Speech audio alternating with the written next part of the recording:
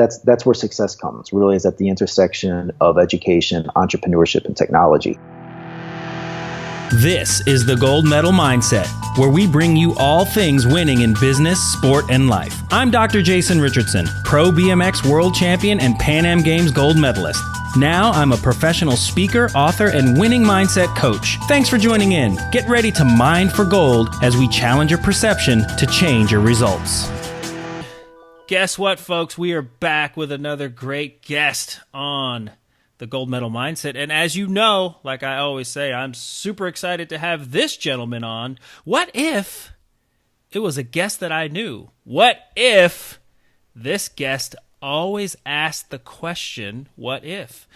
What if we had Matt Murrie on the Gold Medal Mindset? Matt, how you doing? Matt, by the way, from What If, ... and the big book of What If. Matt, how you doing? All right. Not bad. Yourself? I'm doing good. So you're back in California. You were in Missouri for a while. You were teaching for a while. You've been traveling the world, all in and amongst all of that. So what have you been up to lately? Fill us in. Yeah. So definitely, like you said, the big one has been the move from Missouri out to California. But I guess in between, there's been a lot of little moves. So I keep working with What If. So What If 360 works all about curiosity. So we work with everyone from schools, like K through 12, to universities, to private companies or communities. And we facilitate workshops and help provide methodologies and assistance to help them innovate in whatever they're doing, but innovate from a point of curiosity that drives to action. And it's been one of those things that when you're working in innovation, I guess Missouri can be a very difficult place. And that's kind of what drove me to work with other places who were seeking innovation, I guess you could say. And some of these places in particular have been Eastern Europe, where I served as a volunteer in the Peace Corps many years ago. And then Colombia down in South America, where I've been doing a lot of work for the past couple of years. And now exploring California and the Western United States. So really exciting times. Right. So we met my brother-in-law. You went to school back in the day with my brother-in-law. And you're both in education. And so when we met, you were putting on What If conferences. It sounds like you're doing that, but maybe it's a little bit more private. Or more bring us in, and we will help you spawn the innovation that you're looking for, or help drive it, or curriculumize that.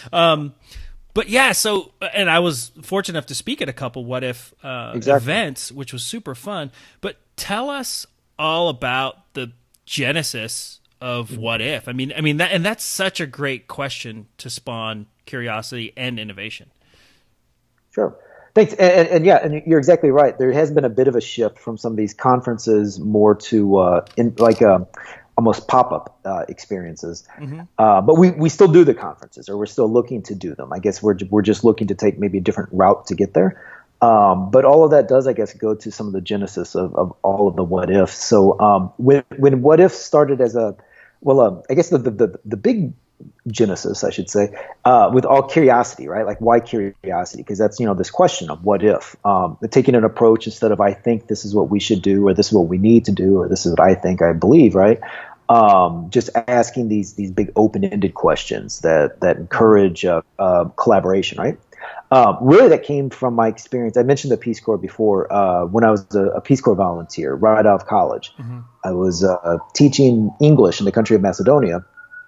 And there really weren't any resources. You'd have one class where the students might have the books, the materials, and everything. And after school, they might go to like a private lessons, or they might have a computer that they could do a little additional work, right? But then you go to another class, and the students have nothing, right? They don't have books, they don't have pencils, they don't have anything. Very right? Socrates style. But you show up, exactly, right? And you show up and you're supposed to teach the same lesson. And it was really challenging. It's like, how do you have lessons? How do you create things? Because you can't just sit there and twiddle your thumbs, right? And I guess it's been a process over time. And then at post Peace Corps, I continued working with international students. And I think that experience has pointed to this idea of curiosity. Not just an idea, but I've seen it work, right? Where it doesn't really matter what resources students have. If they're curious about something, it'll kind of create this energy. Okay, Where I got to stop you right now. You have to repeat that sentence again, because I think that was super important. It doesn't about the curiosity. It doesn't really matter how many resources you have. Yeah, exactly. It doesn't matter. And then that's the thing. You got to be able to find what kind of resources can you find within you. And that's where we get excited about curiosity is everybody's like, oh, I don't have the money, or I don't have this, or I don't have that, or I don't have all these things that are external to them. But the curiosity is something you have inside yourself, right?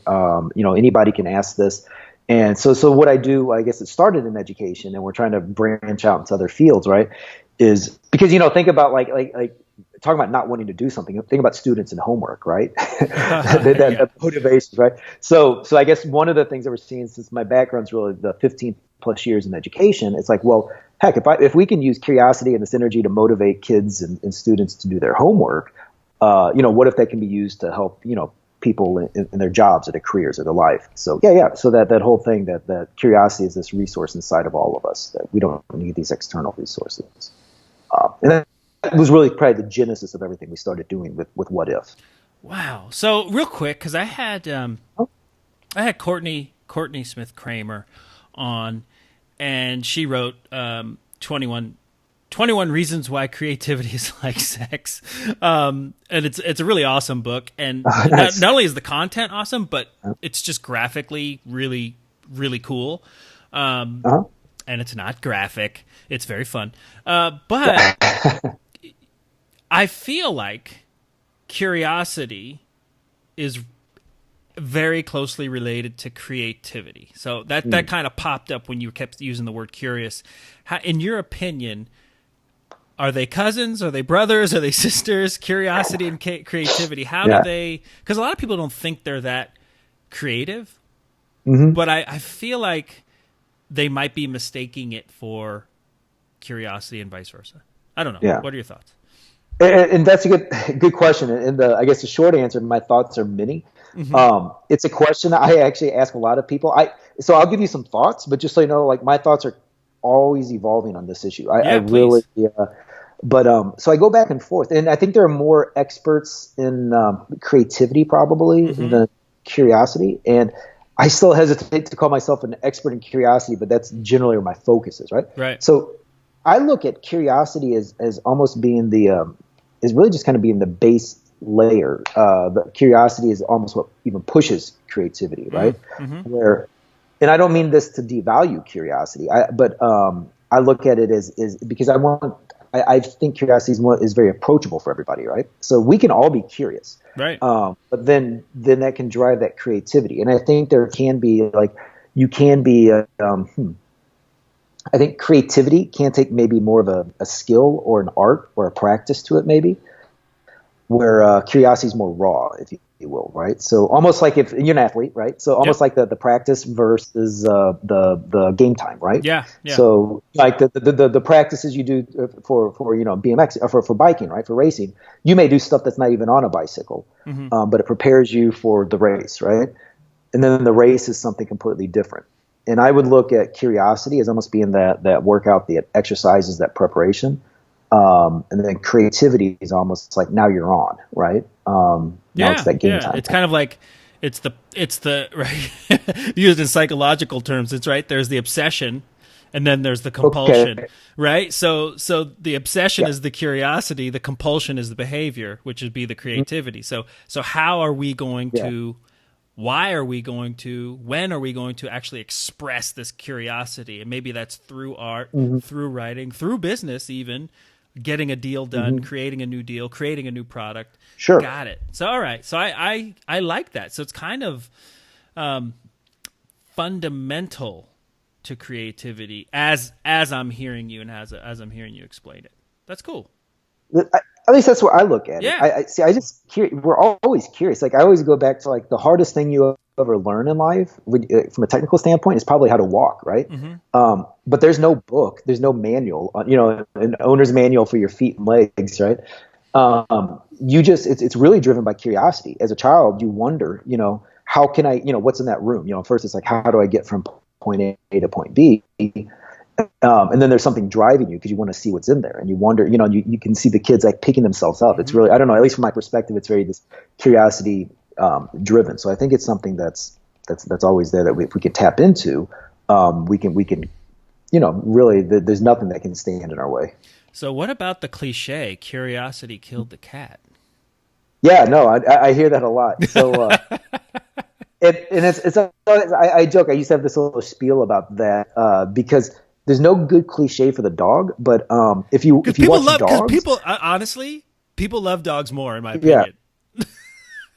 Well, see, that's what I thought, because I always used to joke with my dog. He's the laziest thing on the planet, right? But the 2 times he'd be energized, completely energized, was when somebody was at the door, or when you said, let's go for a walk, right? Okay. And he would just jump up and spin around in circles and go crazy over both of those, right? And both of those were driven by curiosity, right? Because he didn't, like, for him, going for a walk wasn't about like, I get to, relieve myself. For him, going for the walk was exploring, patrolling the neighborhood, chasing squirrels, making sure the squirrels were in line. So yeah, but then again, the curiosity killed the cat. Then the other response, I guess, is, well, the cat also had 9 lives. Yeah. So few to spare. It Fair was prepared. Right? Well, it's fun. Curiosity will get you in trouble sometimes. For sure. I mean, it definitely does in horror movies, right? Yeah. I mean, right? Even though the black guy's never curious and he's the first one off. Anyways, but that's an aside. That's an aside. So it's you're in the Peace Corps. You're kind of learning how other people are learning. And learning what they necessarily don't have to learn, and figuring out a way to make it stick, make it work. I think one of the big things teachers are taught is, begin with the end in mind. I think that's a thing for you guys. So I mean, because you're obviously you're a professor where were you a professor? Yeah, it was a college called Westminster College. Right. So you're a professor at Westminster College, and you're doing and how long were you there for? It was about 5 years. So 5 years. So, and then what if so you're curious even sure. about what if, right? Because I mean, I remember even in some of the, the talks leading up to what if you talk in like, I don't think you know how to not ask what if, even when you're asking things of people you work with. Like, that's just the way, that's just in your vernacular. So sure. You're curious about this. So, to make that leap from that safe ivory tower, if you will, of professing, and you were going along at a good clip, and you were published, and your father was in the academics, so like that's your way, or that was a way, and now you're 360 what if, like what was that transition like? Where is your curiosity, and I guess where is the end? Yeah. Where do you see the end of this, which is ultimately, as you know, another beginning, but for now. Sure. Yeah, no, great question. Let me see. There's a lot in there. There's a lot of questions in there. No, but I think there's a progression to it. There's a full circle here. So the other crazy thing with what if is you're spot on with my background. Like, I was just really just a teacher. I always like to joke around, just a teacher, right? More of a teacher as an English major. I was then an English professor, and I just that was kind of my lane. And it was starting What If, doing What If as a conference. In a lot of ways, when we started What If as a conference, in many ways it was a response to TED Talks, right? And I think we've talked about this before. Where we love TED Talks, but they're so one directional. Like, the audience really just does nothing at a TED event. It's like what do you do with it after you have that? That was nice. Exactly, right. And it wasn't very innovative in the way it's shared, right? So we really wanted to see if we could. Again, we weren't anti TED Talks, but we wanted to see if there could be like a complementary piece. So the first couple years of What If, and really, I guess my second and third year of being a college professor, was putting on what was just, like you mentioned earlier, like an annual conference, more or less. And there was enough success and feedback and ideas that came from that it slowly evolved. We could do another podcast on this transition alone. But I became what I like to refer to as like an accidental entrepreneur. I looked up and realized, wait, to continue this forward, there may need to be a vehicle other than just like as a hobby or just kind of in my free time.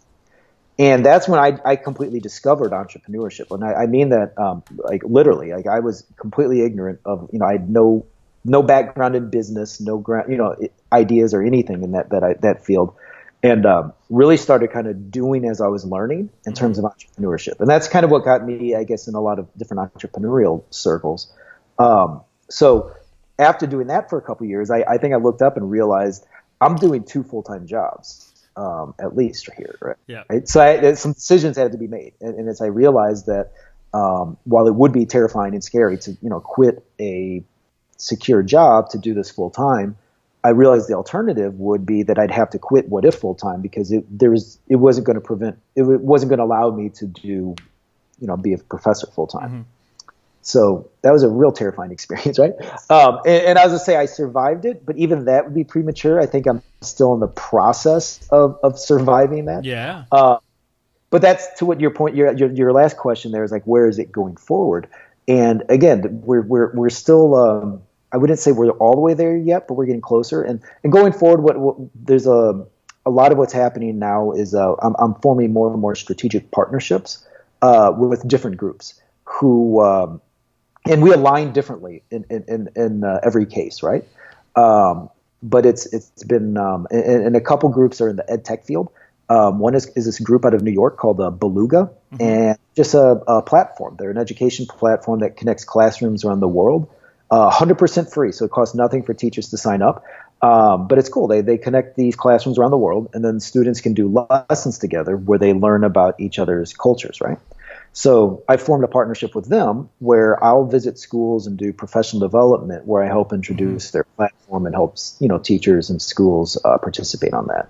And there's like a group out of Boston called the Digital Citizenship Institute where we do summits around the world to help people using the What If process to help people become better digital or global citizens. And that's really exciting. So like we'll be going there in July. That's my next trip to Nigeria. We'll be going to Lagos. And working with 2,000 to 3,000 Nigerians on issues of digital citizenship. So yeah, so it's been a crazy journey, and it's by no means done. Yeah, I was watching your travels. You've been, and not just I'm going to China, I'm going to Japan, I'm going to Australia. It's like relatively, for most Americans, relatively remote seeming places. Relatively, places that. They're not on most people's bucket list. Nonetheless, super rich in culture. I gotta think. I'm guessing not much English is spoken. So, So how is the outreach? I mean, how are we getting to Nigeria? How are we getting to some of these places in the far corners of Europe or Asia that you might have been to, and then translating all of this into something that they can.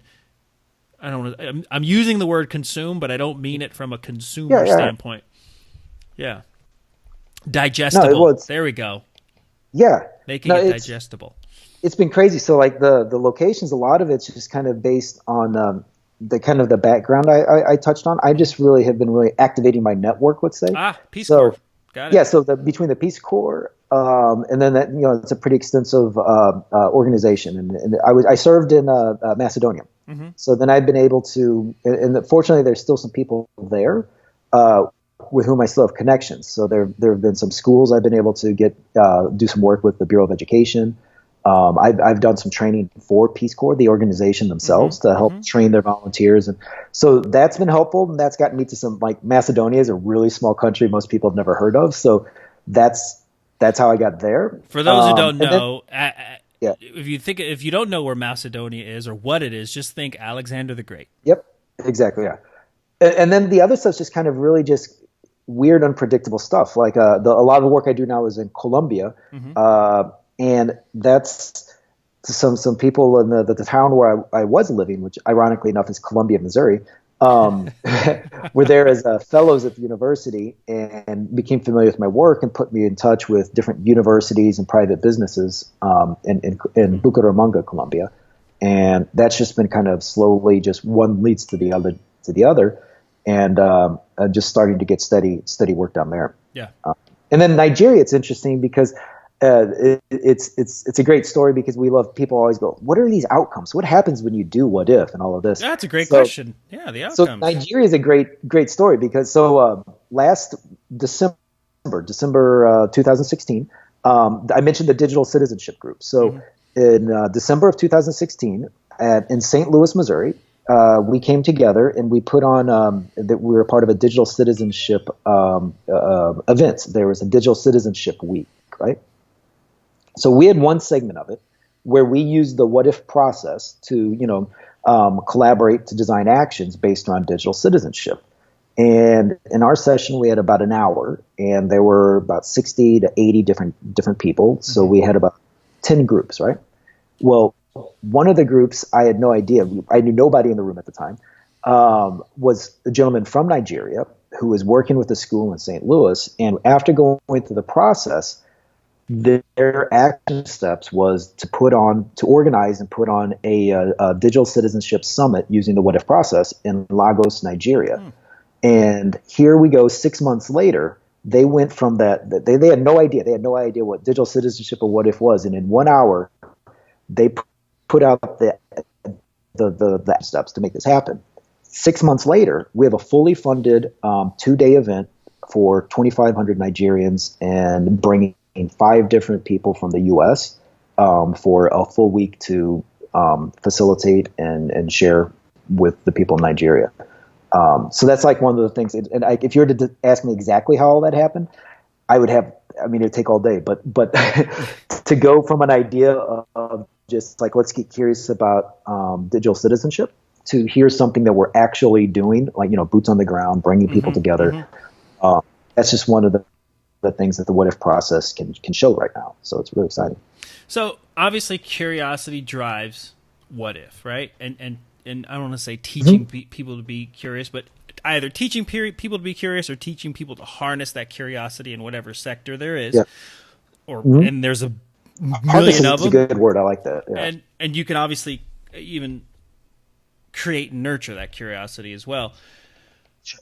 What do you think, at least in your travel, your work, where are you seeing the what if concept? Where are you seeing yourself plugging in mostly? Like, what are the themes you're noticing in all your travels and all your, I don't know, what needs, I guess, are you're seeing being met? What holes are being filled?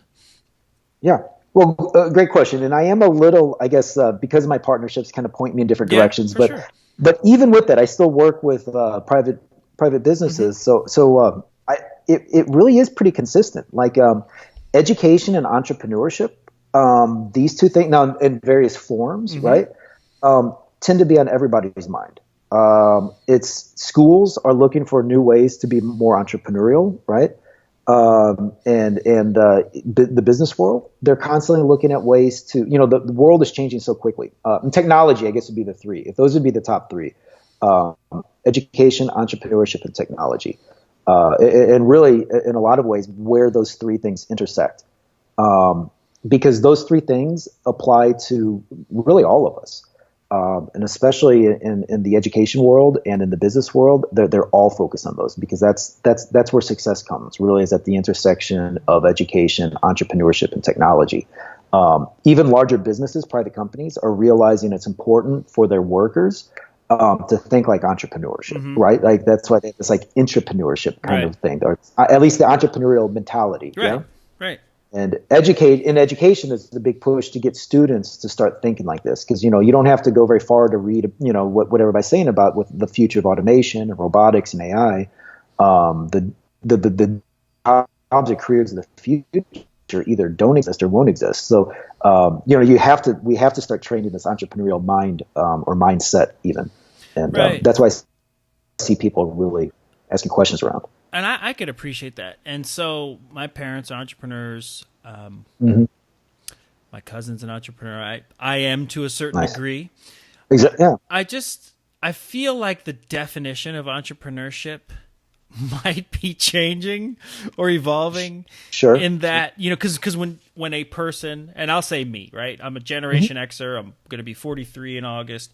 So entrepreneur to me is a person who, air quote, works for themselves, right? They decided to create a company or business or product or service and offer that themselves and take it to market.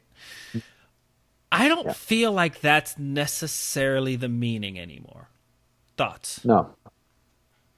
Yeah, no, exactly. I think, and that's, I think, it's interesting because I think the change in that definition is what allowed me to approach entrepreneurship. Because again, I grew up, I wouldn't say hippie, but I was a Peace Corps. You were the Peace Corps, dude. Like, yeah, I was a Peace Corps nonprofit. It's like, oh, business people are evil. I had this real black. It's a view today I'm very ashamed of, but I'll be completely honest. It's just where you were. It's all good. Yeah, exactly. Yeah. And I had a very limited view of what business, and I don't even think what business was, but what business could be. Right. And I think it's we're Gen X's, we're about the same age and everything. And I think a lot of it's kind of millennial driven, but there has been a big push in the last 10 years or so of people saying that, like, kind of a what if owning a business wasn't just about, the bottom line? What if owning a business was also about serving the people or making the planet better? And there's a concept of social ownership, or even, like you mentioned, an entrepreneur is someone who chooses to work for themselves. What if owning a business was just a means to get that personal freedom, right? That it wasn't about becoming a millionaire, but maybe you could find a way that you could earn enough, money to get by, but you only had to work 10 hours a week. You know what I mean? It's like, but you loved camping and you loved spending time with your family or whatever else, right? And I think entrepreneurship has been evolving into more of that definition. But what really got me is I saw entrepreneurs, social entrepreneurs in particular, defining entrepreneurship or entrepreneurs as someone who was identifying a problem and finding a novel or creative way to solve that problem. And even that might be a little too loosey-goosey for people, but that's the one that attracted me. No, I like that. Entrepreneurship is about solving a problem. Yeah, and what I like about it is your candor. With your own, I'm gonna do a shameless plug for me, but I like your candor and your belief system heading into it, and how your brain had to justify doing something that might have been contrary to what you thought business was, or what you thought commerce was, or even your definition of money and success and all that other stuff. But sure. But that is the vibe, though. I mean, because for me, I have a business degree, and I came from sports, which is very much focused on winning and performance. Sure. So it's a very simple bottom line. If not by money, then by performance. I win. I got first, and you didn't. Yeah.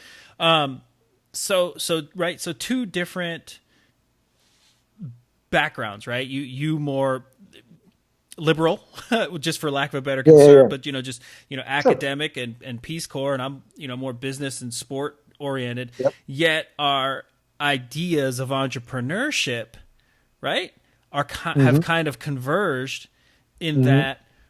I mean, even me, right? I make a living helping other people get what they want, right? I don't get what I want until basically I am in service for them. Sure. Right? Like that is ultimately even though I get paid, it's a social contract, whether I'm speaking to a company or doing a training or working one-on-one with someone. It's like, okay, we're in this together. I'm trusting you to help me be in a position where I can get where I want. Yep. And it's not the 1980s capitalism tie, me against them. And for you've kind of said, okay, well, I'm not going to, my success is going to be limited if I'm not somewhat savvy of the business piece and the bottom line piece, even though there's clearly a social and a service aspect. So I just thought that was kind of interesting how the definition of entrepreneurship or business or commerce is kind of starting to find its own natural middle ground. Sure. Definitely. And just kind of as a plug, not a plug, but just kind of plug it. Thumbs up to no. But to the work that you do is, I never realized just the shift from more of a traditional working for somebody, working in academia versus working as an entrepreneur, how much I became cognizant of just the changes going on in my own self and personality, where and I was an English professor, so I'll give lectures and classes on existentialism all day long, But it's weird because that still really existed in many ways outside of me. And I was very much an observer of the outside world. Where I found out in entrepreneurship, I had to start digging into myself in terms of owning up to failures, being honest with myself, being, hey, look, I'm just ignorant of this, or this is an opportunity to learn, and like really learning how growth can be ugly sometimes, right? But just like the internalization, the how people think of, like, entrepreneurs, they think of Steve Jobs and Mark Zuckerberg and all these things, but it's so much internal. I don't think people always get that. Yeah, winning ain't always pretty. No, and nor does it have to be. It looks that way from the outside. It sure does. Yeah. It sure does, and that's what makes you a professional, and that's what makes you a leader. Anyone, right? So that was my next question. It's beautiful that you said that. So this is it. I dabble in education, right? And I think as a psychologist, you by default, you're somewhat of an academic. By default, sure. But I say I dabble in it. I have an online school, and obviously, and I have kids. So from that regard, I'm really looking at it. But I'm always interested in, because they do recognize growth mindset. They do recognize the value of entrepreneurship. And for me, and maybe it's just me, but the conflict I have, or what I'm having trouble reconciling, is traditional education is very institutionalized. And from that respect, even if they're implementing growth mindset and implementing entrepreneurship, they're, you know what I mean? Like, even though it might be following whatever the rules are about that, it still kind of feels off to me. Like, it doesn't exactly align with the spirit of entrepreneurship or the spirit of growth mindset necessarily, because they're approaching it and I'm being blanket, because there's a lot of great teachers and a lot of people doing great stuff out there, great school systems. I spoke with Mark Barnes and the whole hack learning drive is just amazing. So I'm really, it's no disrespect to any educators, but just from a philosophical, existential standpoint, my existential crisis is melding these two worlds, this very institutionalized system, possibly bureaucratic, with a very organic, somewhat capitalistic, somewhat, it's a very different world, the entrepreneurial growth place versus, traditional ed. Yep.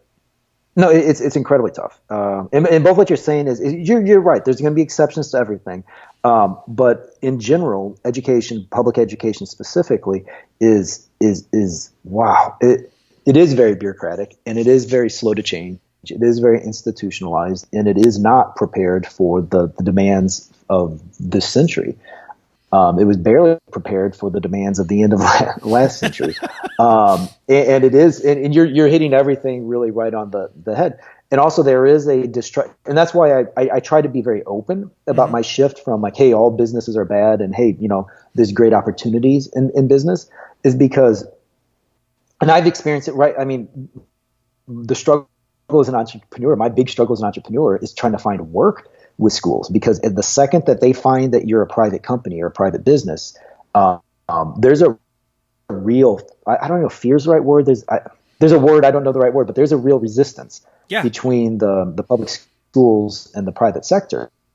And I understand that trust me, there's plenty of people who can come in and take advantage of them. I get it. But the barriers and the resistance to change or to bring in innovative thought, and it's not just about money, it's just about bringing, it's not like, oh, you're too expensive or cost money. Right. Prices can be arranged. They can be reasonable, right? It's more about the permission to say, yeah, let's try something new. Let's try a new way. Let's bring on entrepreneurial, lessons and activities and all this. And I don't know what it's going to take to change other than time, unfortunately, right? Just kind of wait until somebody. Is it a fear, or is it a lack of, or is it a lack of motivation to actually profit? I mean, we know, like in the public education system, it has to pencil out. I know that, from a Sure. line item standpoint, but there is no real money No. motivator, right? I mean, essentially, you're going to get, they count every kid. Your kid is worth X amount of dollars. Sure. And then there's a curriculum, and then the teachers are saying, and the teachers are overworked, and they're not even free Sure. to teach and explore their curiosities about education and what they could do. Yeah. So I don't know. So it's just interesting because I've done some PD, some personal development, professional developments, at schools and charters. And the vibe I got was like, I don't know if it was fear or if it was it just felt like, I guess the best word is resistance, but it felt invisible. It was amazing. I think you asked what it was. I think it's both. I mean, it's definitely a little, a bit of fear and a little, and then there's just a general resistance to change.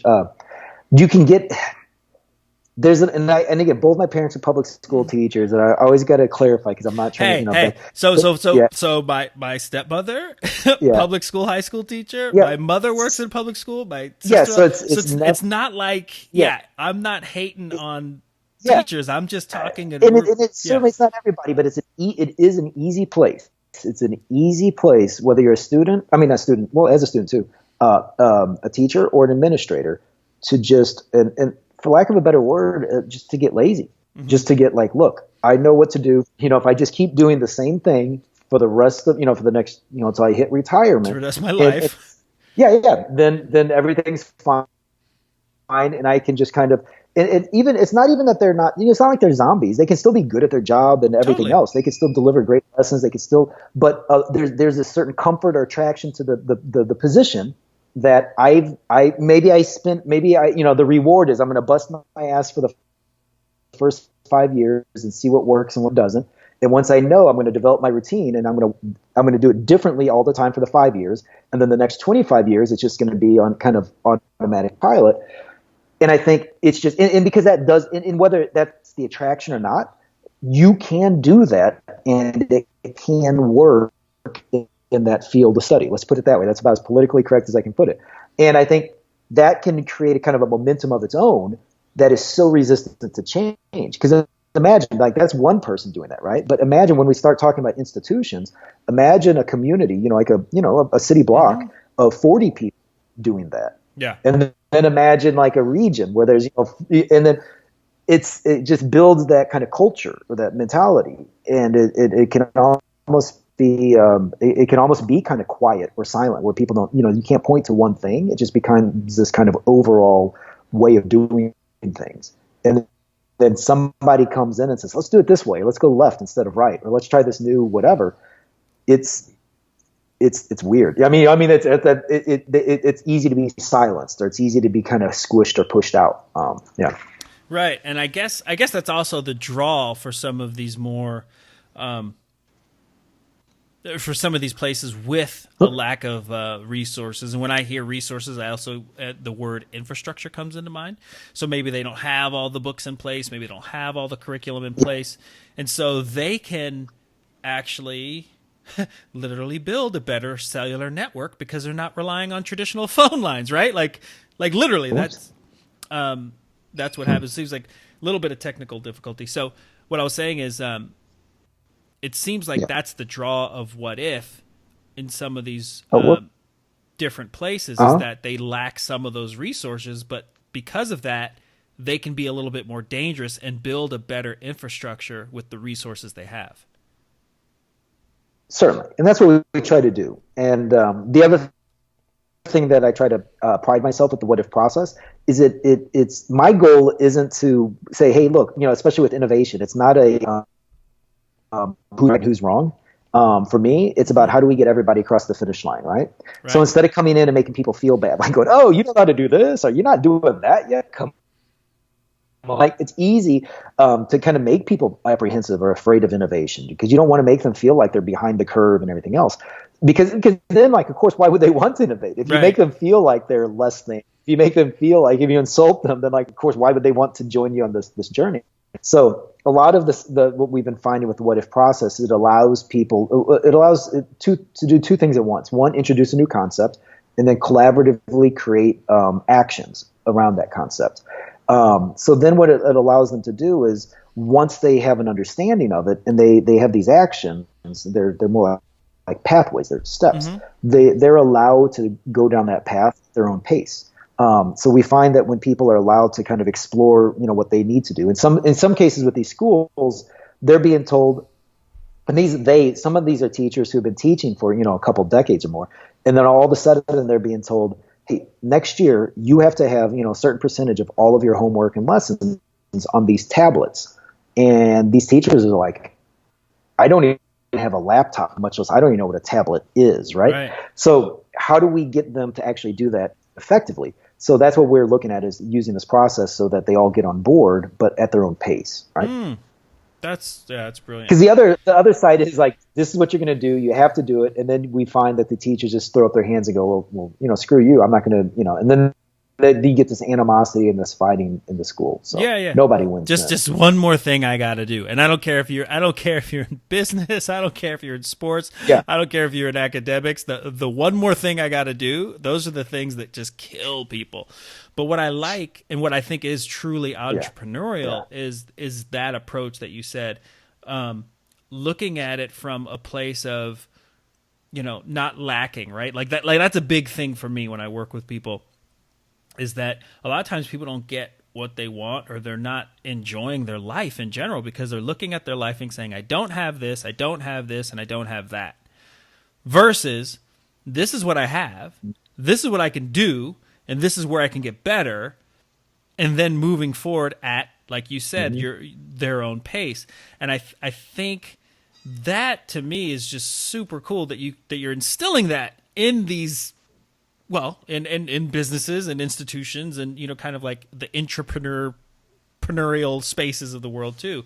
So I think that's kind of that true essence is looking at that world of possibility and looking at and then seeing like, can this happen, right? Not even like this is going to happen, like can it happen? I don't know. Let's find out. And then like just kind of walking out there and seeing if it does. And if it does, cool. And if not, then well maybe something else can happen because of that. Because we tried X. And so it's really good and refreshing, which was one of my favorite things about the whole what if question.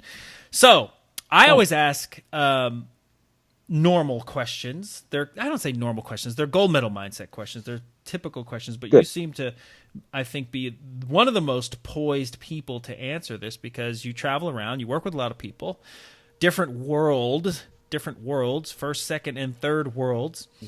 And you work with a lot of kids as well. So what's one thing you wish, and it's a big question, what's one thing you wish every human knew?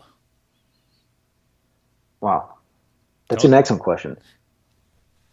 What's one thing every human knew? You wish one thing you wish every human knew. I'm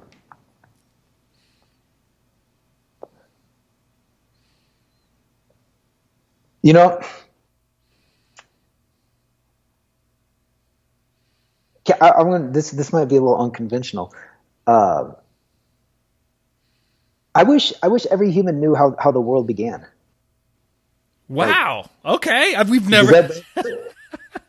Because I want to go. I want to give you something that we knew nobody knows. Because I was thinking, Because I just wonder, like because sometimes I hear if we ever discovered there was alien life, for example, right? The idea is that we would no longer fight wars with each other. Because, it'd be like, right. There'd be a bigger, more common, enemy, right. It'd be like Armageddon or something, right? Exactly. It's like, hey, I have no trouble. I have no time to be, to hate you. Yeah, the Chinese, they're just, who cares? The Russians, no big deal. Like, there's aliens attacking us. Come on. Yeah. But then I was wondering, I was like, well, what if, but we don't know. So we have all these different ideas of how the world began, where it came, or whatever else. And I just wonder, I don't know, it's just curiosity, like how things would be differently. Would we be treating each other differently? And not only over the course of history, but even if we just tomorrow, it just became understood. This is, how the world began. I guess I wonder, because it's such a great question. That's a great question. It's a great question because when you think about it, there's nothing really that we all know, right? There isn't anything currently that everybody on the planet knows. like as far as knows, right? Right. No, you're right. I mean, because that's the whole deal with Yeah. religion and Yep. science and or the battle, right? I mean, Yeah. it's kind of like that one truth that Yeah. everyone is searching So for and fighting about yeah. to a certain degree. We have all this disagreement in the world, it seems like, and it may be because there's nothing that there's literally nothing we agree on, right? Yeah, I think there's So even there's like at least one thing we yeah. all agreed on, or we all knew was Ah, this. that's good. I think there's even a Huh.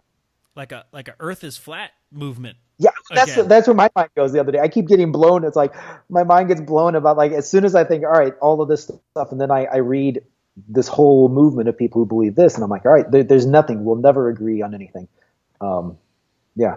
Well, like you haven't met him yet, but my friend Dr. Lee says people don't need a pill; they need a purpose.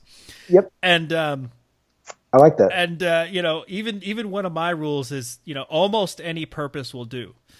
Yeah. Yep. So it keeps. I think having a purpose keeps people moving forward in their own way. Oh, definitely.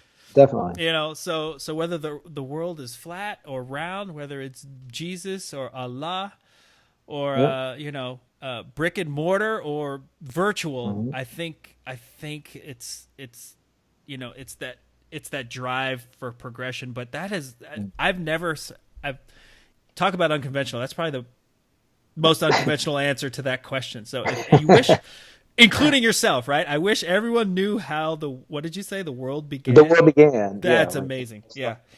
Well, that's more than a gold nugget. That's like a gold brick. That's like, you know, that's good. That's Fort Knox right there. That's good. Well, sweet. So, all right.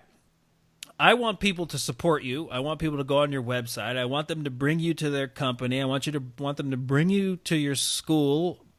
All that and above. So how can people do that? Where can they go? Yeah, probably the best is just I'm Matt Murrie. It's Murrie. So no one else misspells their last name like my family does. So I'm easy to find.